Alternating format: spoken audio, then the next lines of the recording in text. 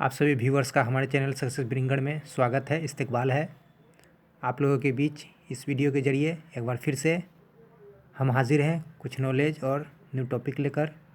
तो आज की नॉलेज और टॉपिक बीएसएससी उर्दू अनुवादक एग्ज़ाम 19 से मुतल्लिक है। और इस वीडियो में उर्दू से हिंदी और हिंदी से उर्दू और उर्दू से अंग्रेज़ी और अंग्रेज़ी से उर्दू, हिंदी से अंग्रेज़ी और अंग्रेज़ी से हिंदी में ट्रांसलेशन व तर्जुमा करने के स्किल्स को डेवलप करने की कोशिश की गई है।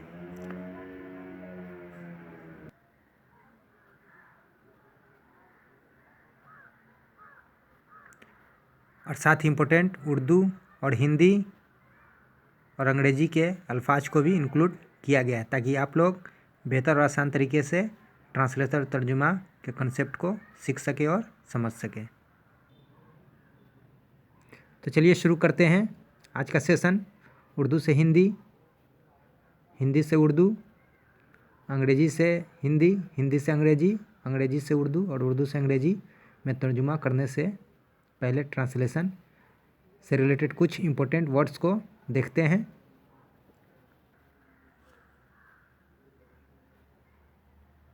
तो ये सम वर्ड्स है जो आप लोग स्क्रीन पर बखूबी और क्लियर देख पा रहे हैं। तो चलिए पढ़ना शुरू करते हैं। इनफरादी, इसका हिंदी मीनिंग होता है व्यक्तिगत और अंग्रेजी मीनिंग होता है कम्यूनल। सॉरी दोस्तों, इसका अंग्रेजी मीनिंग होता है इंडिविजुअल। इज्तिमाई मजहबी अकीदा, इसका हिंदी मीनिंग होता है सांप्रदायिक धार्मिक विश्वास और इसका अंग्रेजी मीनिंग कम्यूनल रिलीजियस फेथ या ट्रस्ट। इजहार, इसका हिंदी मीनिंग होता है अभिव्यक्ति और अंग्रेजी मीनिंग एक्सप्रेशन। ज़रूरी, इसका हिंदी मीनिंग आवश्यक और अंग्रेजी मीनिंग नेसेसरी।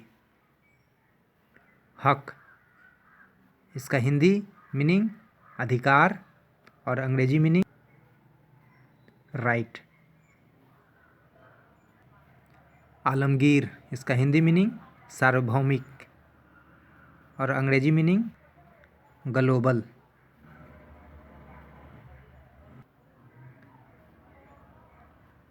फिकर, इसका हिंदी मीनिंग विचार और अंग्रेजी मीनिंग आइडिया। ज़मीर, इसका हिंदी मीनिंग अंतःकरण और अंग्रेजी मीनिंग कॉन्साइंस। आज़ादी, इसका हिंदी मीनिंग स्वतंत्रता और अंग्रेजी मीनिंग फ्रीडम। इंसानी हक, इसका हिंदी मीनिंग मानवाधिकार और अंग्रेजी मीनिंग ह्यूमन राइट। तो दोस्तों ये थे कुछ इम्पोर्टेंट वर्ड्स हिंदी, उर्दू, हिंदी, अंग्रेजी में जो आप लोगों को ट्रांसलेशन करने से पहले जानकारी कर लेने के बाद अच्छे से तर्जुमा करने में आसानी होगी और काफ़ी मदद मिलेगी और बेहतर तरीके से समझ पाएंगे तर्जुमा और ट्रांसलेशन को। तो इसे पढ़ें और समझें।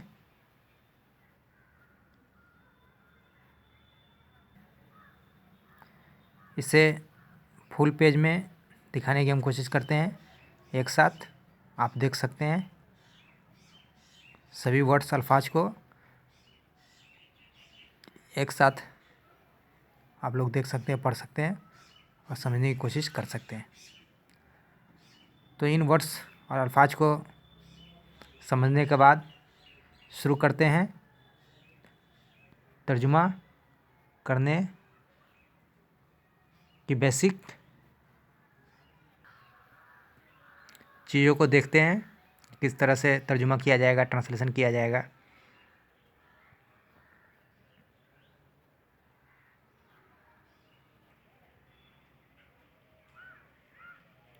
दोस्तों ये जो वाक्य है हिंदी में और उर्दू में जुमला दिया गया है, जिसका ट्रांसलेशन है, अच्छे से क्लियर तरीके से पढ़ पा रहे होंगे और देख पा रहे होंगे। तो पढ़ना शुरू करते हैं। हिंदी में जो वाक्य है, समाजों के विकास के लिए व्यक्तिगत और सांप्रदायिक धार्मिक विश्वास और अभिव्यक्ति आवश्यक है। ये वाक्य है हिंदी में, इसका ट्रांसलेशन उर्दू में किया गया है। तो इस तरह से ट्रांसलेशन करने की कोशिश की गई है। तो इसे पढ़ते हैं।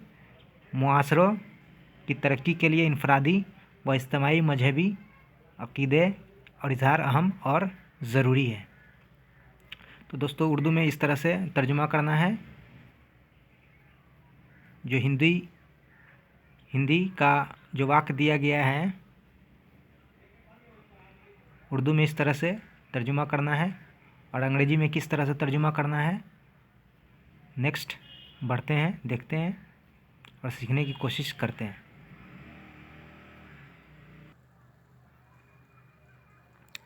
तो आप लोग देख रहे हैं किस तरह से अंग्रेजी में ट्रांसलेशन किया गया है। तो पढ़ना शुरू करते हैं। इंडिविजुअल, कम्यूनल, रिलीजियस फेथ और trust and expression is necessary for development of societies. तो इस तरह से किया गया अंग्रेजी में ट्रांसलेशन। तो अंग्रेजी में ट्रांसलेशन करने से पहले कुछ बेसिक चीज़ों को सीखते हैं और जो ट्रांसलेशन किया गया है सीखने की कोशिश करते हैं कि किस तरह से ट्रांसलेशन बनाएंगे और करेंगे।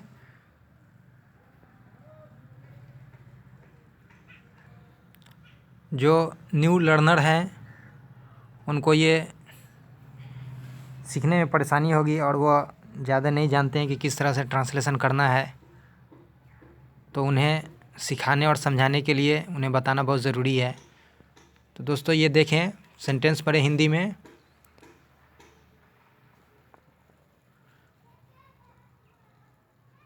समाजों के विकास के लिए व्यक्तिगत और सांप्रदायिक धार्मिक विश्वास और अभिव्यक्ति आवश्यक है।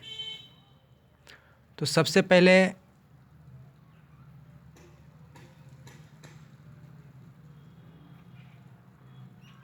सब्जेक्ट को चुनना है। तो यहाँ सब्जेक्ट दिया गया है व्यक्तिगत।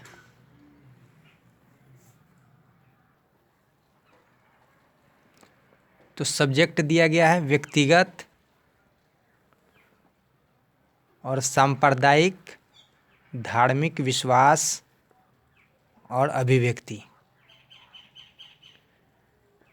तो हमने व्यक्तिगत का इंडिविजुअल मीनिंग लिखा और सांप्रदायिक धार्मिक विश्वास के लिए कम्यूनल, रिलीजियस फेथ या ट्रस्ट लिखे। एंड अभिव्यक्ति के लिए एक्सप्रेशन, और उसके बाद है का उपयोग करना है। वहाँ पर इच का प्रयोग किया गया, इस्तेमाल किया गया। और दोस्तों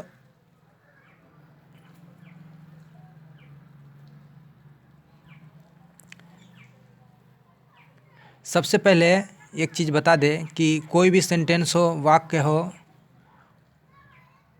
उसको पहचानना बहुत ज़रूरी है कि वो प्रेजेंट टेंस में है या पास्ट टेंस में है या फ्यूचर टेंस में है। तो ये प्रेजेंट टेंस का वाक्य है, सेंटेंस है। तो हमने प्रेजेंट टेंस में इसका इस्तेमाल किया, प्रयोग किया। और इतना लिखने के बाद अब लिखेंगे समाजों के विकास के लिए। तो इसका मीनिंग होगा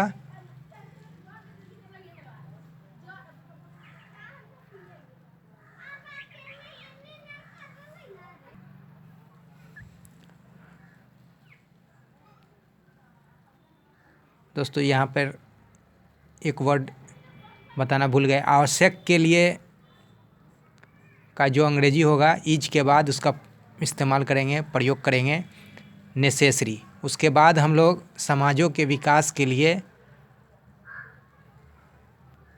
अंग्रेजी के वर्ड्स का इस्तेमाल करेंगे। फोर के लिए डेवलपमेंट ऑफ सोसाइटीज़, यानी समाजों के विकास के लिए। तो इस तरह से ट्रांसलेशन अंग्रेजी में करने की कोशिश करेंगे। सबसे पहले आपको सेंटेंस पहचानना बहुत ज़रूरी है कि वह प्रेजेंट टेंस है कि पास्ट टेंस है कि फ्यूचर टेंस है। और प्रेजेंट टेंस से भी 4 सेक्शन में बांटा गया है, फिर पास्ट टेंस को भी बांटा गया है। तो वो सबको जानना, ग्रामर पढ़ना बहुत ज़रूरी है। जब तक कि आप टेंस को नहीं पहचानेंगे और सेंटेंस को नहीं पहचानेंगे तो अंग्रेजी में ट्रांसलेशन करना बहुत मुश्किल है। तो नेक्स्ट देखते हैं अगले सेंटेंस और वाक्य को।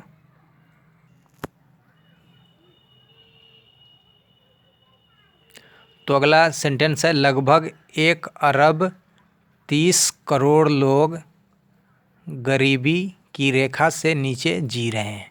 तो इसका उर्दू में तर्जुमा किया गया है, तकरीबन 1 अरब 30 करोड़ अफराद या लोग गरीबी की लकीर से नीचे जी रहे हैं। इसका अंग्रेजी में ट्रांसलेशन किया गया, approximately 1 billion 30 crore people is living below poverty line. तो सबसे पहले इसमें सब्जेक्ट को पहचानना है। तो सब्जेक्ट यहाँ पे 1 बिलियन इस्तेमाल किया गया, 30 करोड़ को लिखा गया, पीपुल ये सब्जेक्ट हुआ। उसके में इज का प्रयोग किया जाएगा, इस्तेमाल किया जाएगा। और इसका जी रहे हैं, तो ये जो टेंस का है उसे पहचानना है। तो जीना का इसमें V4 लग जाएगा, इस्तेमाल किया जाएगा। तो लिविंग बिलो पॉवर्टी लाइन। तो इस तरह से अंग्रेजी में ट्रांसलेशन कंप्लीट किया गया। तो नेक्स्ट देखते हैं कौन सा सेंटेंस है और उसे समझने की कोशिश करते हैं।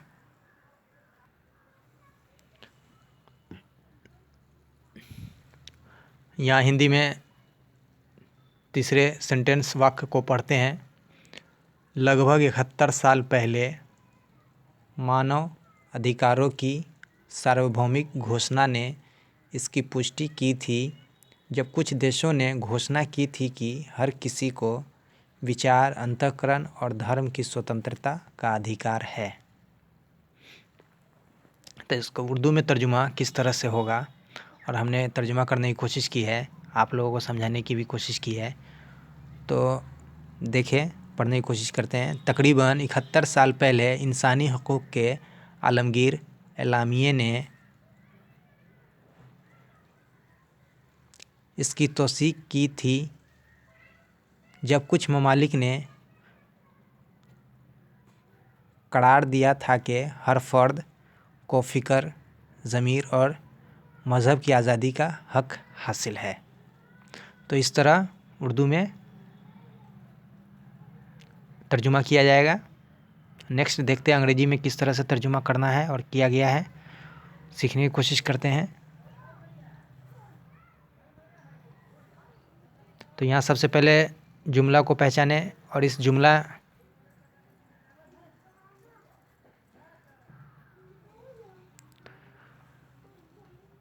सबसे पहले किस लाइन को सिलेक्ट करना है। सबसे पहले शुरू करते हैं, लगभग 71 साल पहले मानव अधिकारों की सार्वभौमिक घोषणा ने इसकी पुष्टि की थी। तो सबसे पहले इस लाइन को ट्रांसलेट किया जाएगा। तो पहले इस लाइन को पहचाने कि यह लाइन किस टेंस का है, यह वाक्य किस टेंस का है। की थी, ये पास्ट टेंस को इंडिकेट करता है। तो सबसे पहले लगभग 71 साल पहले, इतना का ट्रांसलेट करेंगे तो इसका होगा अप्रॉक्सीमेटली 71 ईयर्स एगो।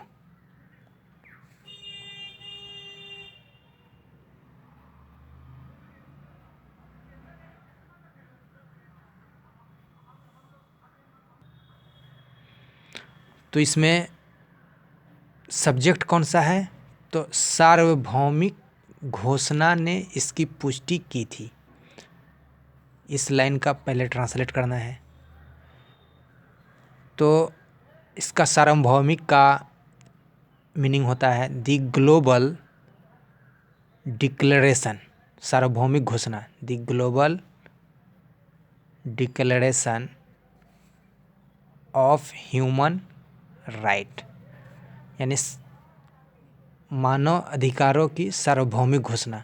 ये सब्जेक्ट हो गया इतना, मानव अधिकारों की सार्वभौमिक घोषणा। ये ट्रांसलेट करने के बाद मानव अधिकारों की सार्वभौमिक घोषणा, इसका मीनिंग, इसका ट्रांसलेशन करने के बाद जो सब्जेक्ट है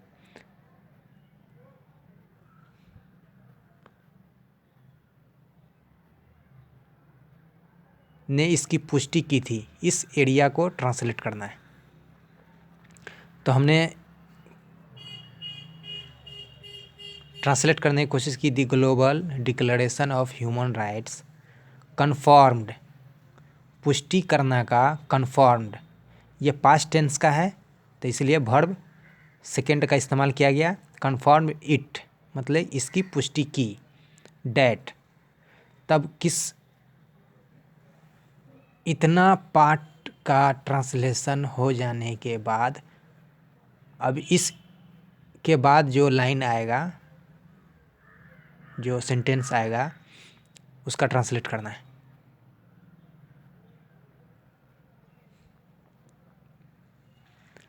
तो उसके बाद का लाइन है, जब कुछ देशों ने घोषणा की थी, जब कुछ देशों ने घोषणा की थी, तो सबसे पहले इस एरिया को करना है ट्रांसलेशन। तो चलिए देखते हैं किस तरह से किया गया है।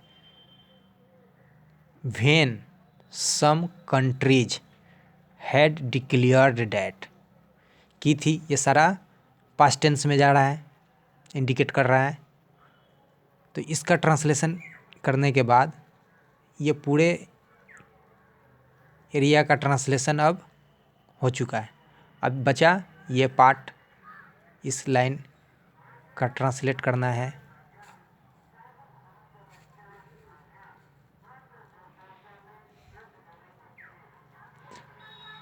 हर किसी को विचार, अंतःकरण और धर्म की स्वतंत्रता का अधिकार है। तो इसमें सब्जेक्ट है हर किसी को, यानी हर किसी के पास अधिकार है, ये सब्जेक्ट, तब इसका करना है। तो किस तरह से किया गया है? Every persons have the right of idea, subject को करना है पहले इस एरिया का, तब इस एरिया का, तब लिखना है विचार का, अंतःकरण एंड धर्म की स्वतंत्रता। तो right of idea, conscience and freedom of religion. तो दोस्तों इस तरह से ट्रांसलेट किया जाएगा। पहले सेंटेंस को पहचानें और उसका फॉर्म क्या है, उस सेंटेंस का रूप क्या है, इसको जानना बहुत ज़रूरी है, तो ही ट्रांसलेशन किया जाएगा। सबसे पहले अंग्रेजी के ग्रामर को पढ़ें तो ही समझ में आएगा।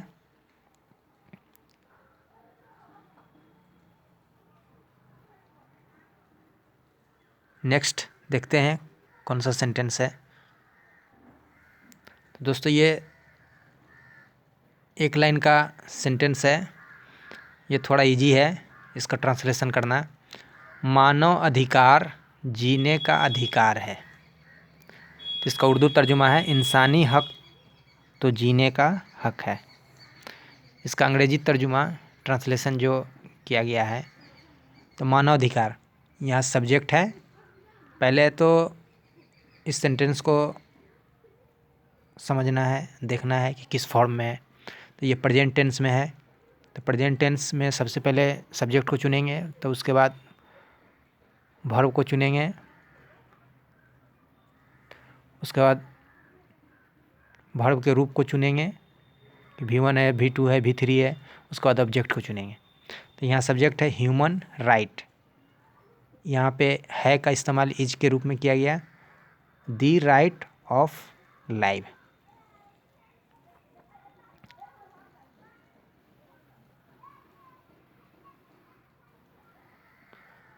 तो दोस्तों ये थे कुछ बेसिक नॉलेज, जानकारी जो आप लोगों को सिखाने की कोशिश की हमने और बताने की कोशिश की तीनों लैंग्वेज में, उर्दू, हिंदी, अंग्रेजी।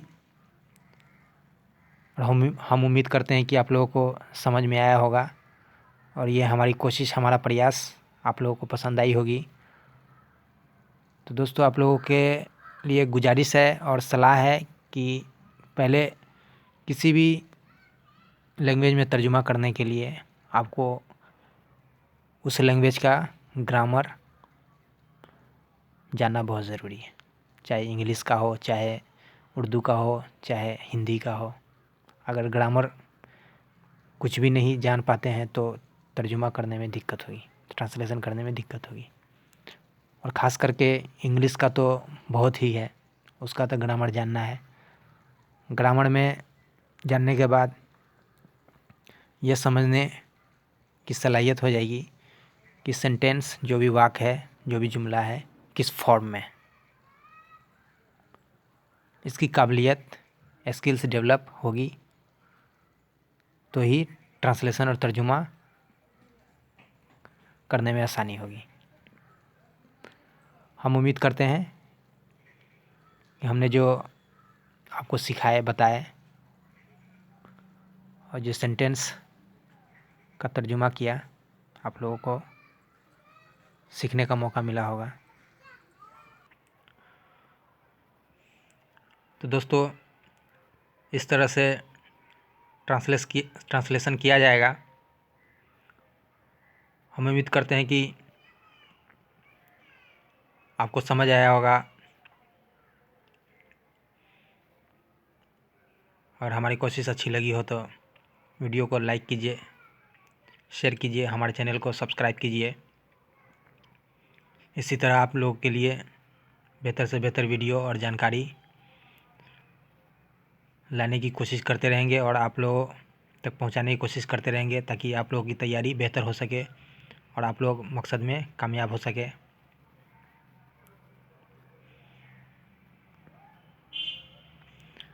इस तरह से आप लोग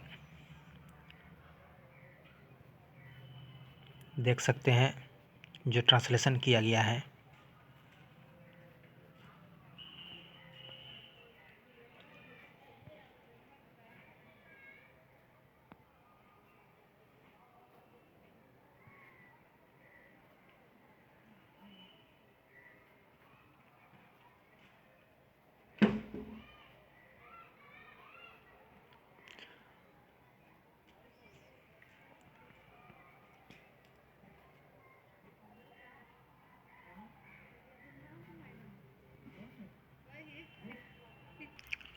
दोस्तों आप लोगों को एक बात ज़रूर ध्यान दिला दे कि जो ट्रांसलेशन का पार्ट है, सेक्शन है, बहुत ही इम्पोर्टेंट, अहम है।